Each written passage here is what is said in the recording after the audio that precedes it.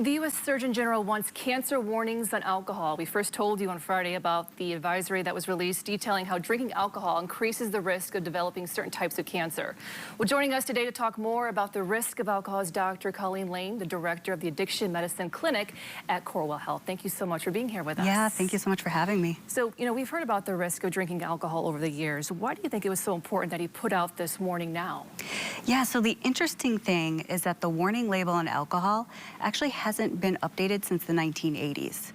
So if you think about, the last few decades, we have now gathered a lot of research about the direct connection between alcohol and the development of certain types of cancers. So it was really important that we put out this information because a lot of people don't know that this is a risk, even though they're consuming alcohol. How could alcohol consumption lead to cancer, and what specific types of cancer? So there's actually about 7 different types of cancer that are or have some evidence of a link to alcohol. Some of the top cancers that we are concerned about are throat, mouth, breast, liver, colon, and rectal cancer. And what the evidence looks like is that by drinking alcohol, the effect of the alcohol on the cells in that area of your body actually lead to buildup of toxins, which can create risk for certain types of cancers developing. There's also some genetic links that increase people's risk for developing cancers if they're consuming alcohol. Mm-hmm. Now, there used to be some thought that a little wine was good for your heart. Is that no longer the case? Yeah, so I think that, we thought that a glass of red wine would increase your development of antioxidants, and that was kind of a general community thought or consensus. We really now have enough evidence to know that the risk of drinking alcohol definitely outweighs the benefit, if any, if you're consuming alcohol. How much alcohol is safe for men and women to consume on a daily basis?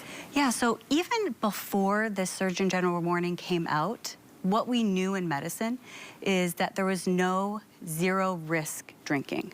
So in medicine, when we talk to people or talk to patients, we talked about if there was high risk, low risk, or medium risk drinking. So zero risk drinking or no risk is no alcohol exposure at all. So when I talk to patients, if somebody's not able to abstain from alcohol or not drink at all, really our goal is to get them into that category of minimizing their risk or having the lowest risk possible. Are some alcohols worse than others? Maybe whiskey versus beer or wine? Yeah, so that's another community misconception. Really, it doesn't matter. Wine, spirits, clear liquor, dark liquor, all of it carries the same risk. So if someone is thinking about drinking less or quitting altogether, what are some ways that they can go about that? Yeah, so the first step, any amount of alcohol that you can cut down on will lower your risk for developing these types of cancers or any type of risk that's associated with alcohol, like traffic accidents or other types of health effects. So the first step is, if you feel like you need help, look for a trusted friend or family member. Having a support person is really key for a lot of people. We also offer support or options for treatment.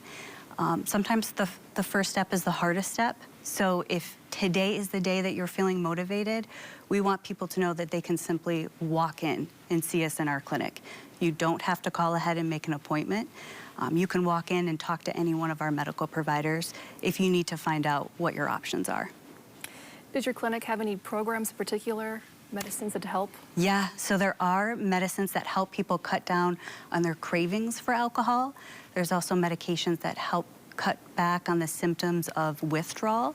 So if someone's having a hard time abstaining from alcohol because they're having physical withdrawal symptoms, we have medications that help with that. And we also have support through therapy, support groups, and accountability by checking in with a medical provider in our clinic.